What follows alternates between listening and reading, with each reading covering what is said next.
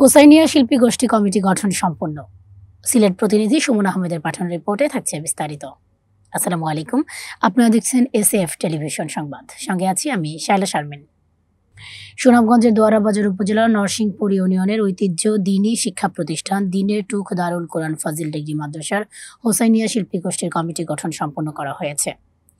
আজ 23-10-2025 ইংরেজি বৃহস্পতিবার দুপুর 12টায় মাদ্রাসার হলরুমে অনুষ্ঠিত হয়। মাদ্রাসার অধ্যক্ষ মাওলানা জাকির হোসেন সাহেবের সভাপতিত্বে হোসাইনিয়া শিল্পী গোষ্ঠী কার্যক্রম শুরু করা হয়। অনুষ্ঠানে উপস্থিত ছিলেন মাদ্রাসার শিক্ষক মাওলানা শামসুল ইসলাম, মাওলানা হাজি কৌসর উদ্দিন, মাওলানা কারি আব্দুর রউফ, মাওলানা রইস আলী, জনাব আবু সাইদ, জনাব আওলাদ হোসেন, জনাব আহসান হাবিব, জনাব জাকির হোসেন সাহেব, উপদেষ্টা পরিষদ কবি মাওলানা আশরাফুল আলম, মাওলানা আওলাদ হোসেন, মাওলানা রইস আলী, জনাব আহসান হাবিব। হোসাইনিয়া শিল্পী গোষ্ঠী কমিটি পরিষদের যাদেরকে দায়িত্ব প্রদান করা হয়।